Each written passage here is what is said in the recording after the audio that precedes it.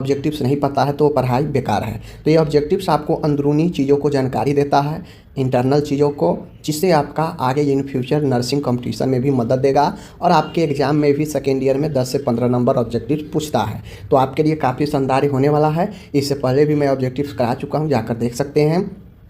तो यहाँ पे आज हम लोग फिर से लेकर आए हैं 50 के आसपास। तो चलिए वीडियो को देखते हैं और आप लोगों को देखिएगा कितना शानदार जो है ये क्लास आज का होने वाला है। ठीक है, देखिए पहला प्रश्न है यहाँ पे, एमआई मायोकार्डियल इन्फारक्शन। एमआई को मायोकार्डियल इन्फारक्शन कहते हैं, जिसे हार्ट अटैक, हृदय घात भी कहते हैं।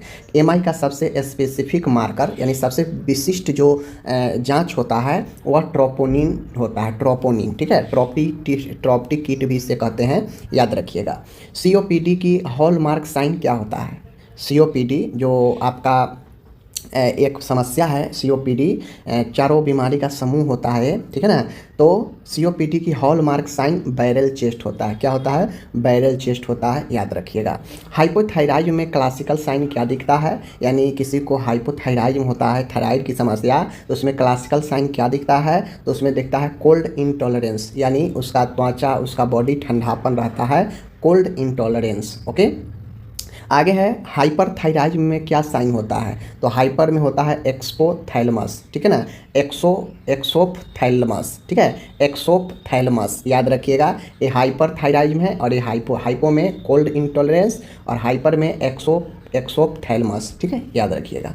आगे है डायबिटिक, ठीक है ना, डायबिटिक केटाएसिडोसिस होता है, डीकेए के रिस्पायरेशन कैसा होता है? तो कुस्मॉल ब्रीदिंग होता है। डीकेए में जो रिस्पायरेशन होता है वह कुस्मॉल ब्रीदिंग होता है, ठीक है। आगे है लेफ्ट साइडेड हार्ट फेलुअर। तो लेफ्ट साइड का हार्ट फेलुअर होता है तो उसमें लक्षण पल्मोनरी एडिमा का दिखता है। ओके, आगे है नेफ्रोटिक सिंड्रोम का हॉलमार्क क्या होता है? नेफ्रोटिक सिंड्रोम में जो एक विशिष्ट लक्षण दिखता है वह होता है प्रोटीनूरिया और एडिमा, सूजन और यूरिन के रास्ते प्रोटीन आना। यह नेफ्रोटिक सिंड्रोम किडनी की समस्या है। ओके, आगे बढ़ता हूँ। पेप्टिक अल्सर का मेजर कारण क्या होता है? तो पेप्टिक अल्सर का मेजर कारण एच पाइलोरी होता है, हेलिकोबैक्टर पाइलोरी होता है, ठीक है। पेप्टिक अल्सर का मेजर कारण हेलिकोबैक्टर पाइलोरी होता है, एच पाइलोरी। आगे है एपेंडिसाइटिस पेन पॉइंट क्या होता है? देखिए एच पाइलोरी नाम है, जीवाणु का नाम है, सूक्ष्मजीवों का। आगे है यहाँ पे एपेंडिसाइटिस पेन पॉइंट कौन सा है? यानी जो अपेंडिक्स में इन्फ्लामेशन होता है और जो दर्द होता है तो उस पॉइंट को क्या बोलते हैं? मैकबर्नी पॉइंट बोलते हैं। मैकबर्नी पॉइंट एपेंडिसाइटिस में होने वाले पेन के जगह को बोलते हैं, ठीक है। हाइपरकैलेमिया में ईसीजी क्या होता है? तो जब पोटेशियम का लेवल बढ़ता है तो ईसीजी का जो बदलाव होता है उसमें टॉल्पिक टी वेव में एक लंबा सा जो है क्या होता है? बदलाव होता है टी वेव में, ठीक है।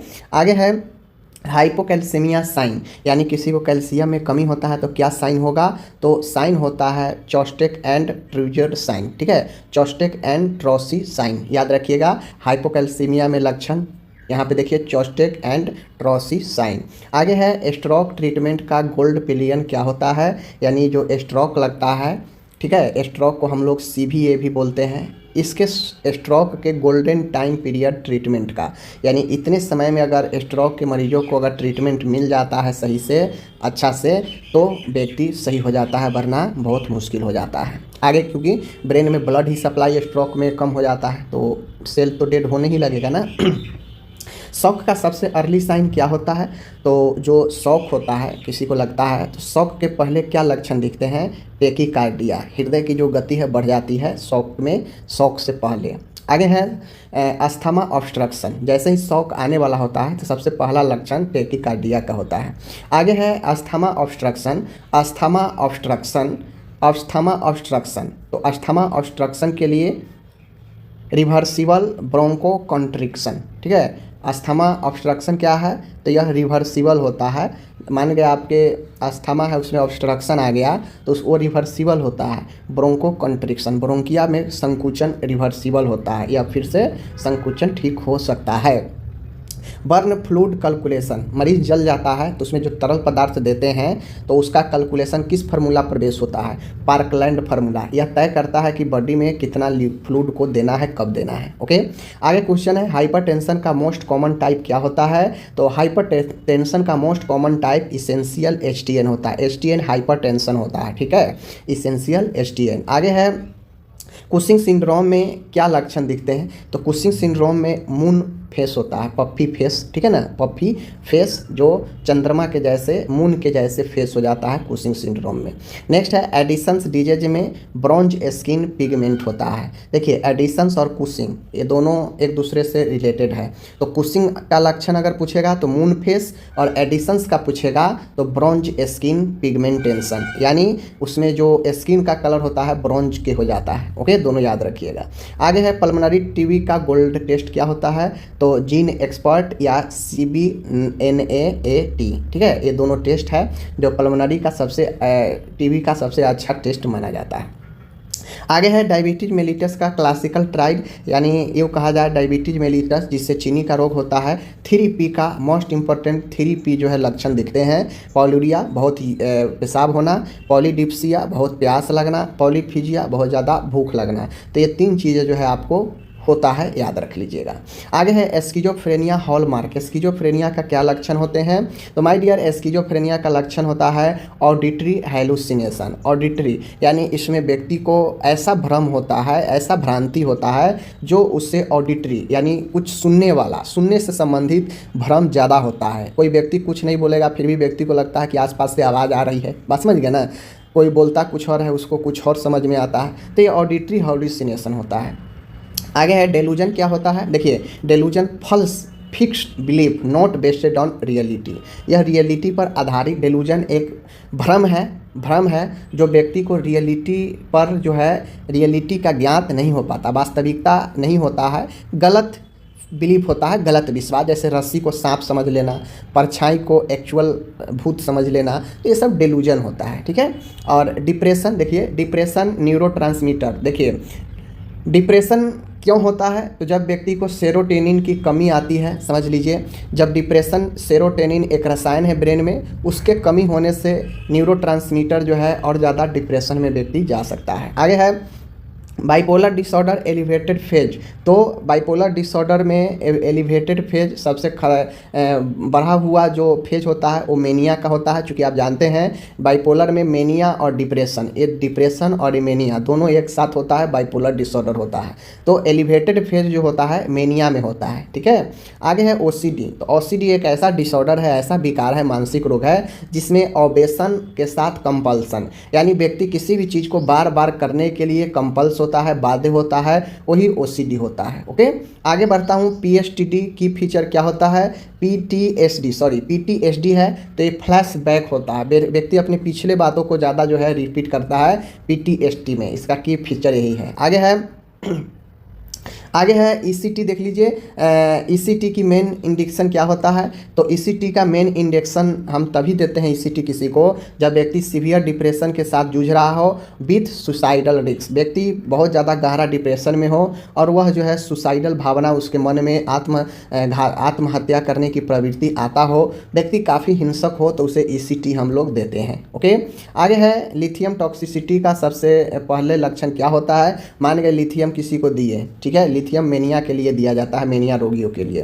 तो किसी को हम लिथियम दिए जिसको मेनिया है और मान गए उसमें लिथियम का जो है ओवरडोज हो गया, साइड इफेक्ट कर गया, तो पहला लक्षण क्या दिखेगा। जैसे ही टॉक्सिसिटी होगा तो लक्षण क्या दिखेगा, उसमें कंपन होने लगता है, व्यक्ति का हाथों में कंपन होने लगता है, फाइन ट्रिमर, ठीक है, याद रखिएगा।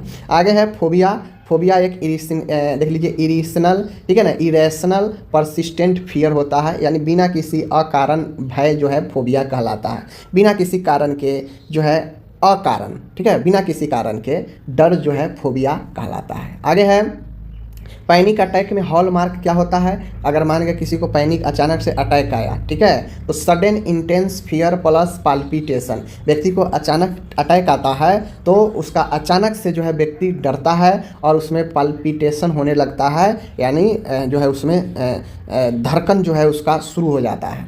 आगे की बात कहूँ, स्पंदन शुरू हो जाता है। कॉग्निटिव थेरेपी फाउंडर, तो कॉग्निटिव थेरेपी को किसने जो है पाया, किसने लाया, एरोन बेक। एरोन बेक ने कॉग्निटिव थेरेपी के जो है फाउंडर है। आगे है यहाँ पे डिमेंशिया क्या है, जिसे मनोभ्रंश बोलते हैं। तो dementia progressive irreversible memory loss होता है। डिमेंशिया एक प्रकार का ऐसा रोग है जो व्यक्ति को मेमोरी लॉस बहुत ज़्यादा यहाँ पे होता है, और जितना मेमोरी लॉस होता है वह सब इरिवर्सिबल होता है, यानी यह फिर से वापस उसको प्राप्त नहीं किया जा सकता है, इरिवर्सिबल, ठीक है। तो डिमेंशिया प्रोग्रेसिव होता है और यह जो है इरिवर्सिबल मेमोरी लॉस इसमें व्यक्ति को होता है। ऑटिज्म का साइन क्या होता है, पुअर सोशल इंटरेक्शन, जिस भी ज़्यादातर बच्चों में देखने को मिलता है। ऑटिज्म एक प्रकार से मूक कह सकते हैं, मूक बच्चा, यानी ऑटिज्म में बच्चा कोई रिस्पॉन्स नहीं करेगा, जब आप कुछ उससे पूछेंगे, कुछ जो है उसके साथ खेलेंगे तो रिस्पॉन्स नहीं करेगा, बोलेगा भी नहीं, और यही जो है पुअर सोशल जो है इंटरेक्शन होता है, समाज से लगाव कमज़ोर होता है ऑटिज्म में। आगे है ADHD में हॉलमार्क। ADHD में हॉलमार्क क्या होता है, तो हाइपर एक्टिविटी प्लस इन अटेंशन, ठीक है ना। इसमें ADHD में हाइपर एक्टिविटी का है ज़्यादा दिखा जाता है, विथ प्लस इन अटेंशन, ठीक है ना। एल्कोहल विड्रॉल में डेंजरस कंडीशन क्या होता है, तो एल्कोहल जब कोई व्यक्ति छोड़ता है तो उसमें खतरनाक कंडीशन ये होता है कि डिलीरियम ट्रीमेंस, ठीक है, व्यक्ति में डिलीरियम ट्रीमेंस आता है, कंपन, जो जिसे हम लोग बोलते हैं। आगे है न्यू बॉर्न का हार्ट रेट 120 से 60 बीट पर मिनट होता है, बच्चा में ज़्यादा होता है, ठीक है। नॉर्मल इंसान में कितना होता है, 60 से लेकर 100 होता है, ठीक है, लेकिन न्यू बॉर्न का ज़्यादा होता है, दोगुना होता है सीधे, समझ गए। आगे मैं बढ़ता हूँ, अपगार स्कोर टोटल 10 अंक होता है अपगार में। अपगार में जो अपगार लिखा है यही 5 जो है तत्व होते हैं जिसके आधार पर नंबर दिया जाता है। यह जन्म के 1 मिनट और 5 मिनट पर किया जाता है अपगार का, ठीक है, आकलन। Exclusive breast feeding, first 6 month तक सिर्फ और सिर्फ माँ का दूध ही देना एक्सक्लूसिव ब्रेस्ट फीडिंग कहलाता है। आगे है विटामिन डी डिफिशियंसी, रिकेट्स रोग होता है विटामिन डी की कमी से। मिजल्स का डायग्नोस्टिक साइन ये होता है कि इसमें कॉपली के स्पॉट दिखने लगते हैं, होठों के आसपास धब्बा बन जाना। निमोनिया का की साइन, चेस्ट इन ड्राइंग, ठीक है ना, चेस्ट इन ड्राइंग होता है निमोनिया में। क्वास्कियोर में मेन फीचर एडिमा, बॉडी में सूजन हो जाता है क्वास्कियोर में। ORS का पर्पज होता है डिहाइड्रेशन से बचाने के लिए, okay. Polio vaccine OPV oral दिया जाता है, oral polio vaccine. New born baby resuscitation का पहला स्टेप क्या होता है, मान गए बच्चा जन्म लिया तो उसे पुनर्जीवन का पहला स्टेप, पहला चरण क्या होता है, पहले बच्चे को गर्म रखे, बच्चे को सूखा करे शरीर को और उसे स्टिमुलेट करे श्वसन के लिए, ठीक है, थपथपाना पीठ वगैरह पर। आगे है CPU सेंट्रल प्रोसेसिंग यूनिट इसे बोलते हैं। उसके बाद है MS वर्ड, कुछ कंप्यूटर का भी देख लीजिए। MS वर्ड में कॉपी करने के लिए शॉर्टकट की जो है Ctrl+C होता है। ईमेल में मैं बात करूँ, ईमेल ट्रांसफ़र प्रोटोकॉल SMTP एक प्रोटोकॉल है, ठीक है, जिसके तहत ईमेल हम ट्रांसफ़र करते हैं किसी को। PDF portable document format, PDF का full form portable document format होता है। एक्सेल में रोज हॉरिजॉन्टल और कॉमन वर्टिकल होते हैं, यानी एक्सेल में जो रो होता है ऐसे वाला, ये आपका होता है हॉरिजेंटल यानी लेटा हुआ, और एक कॉलम होता है खड़ा वाला, ये वर्टिकल कॉलम होता है, ठीक है। तो ये आपका जो है हो गया। आज मैंने आपको ज़बरदस्त तरीके से 50 क्वेश्चन कराया, आप लोग ज़रूर हमें बता सकते हैं।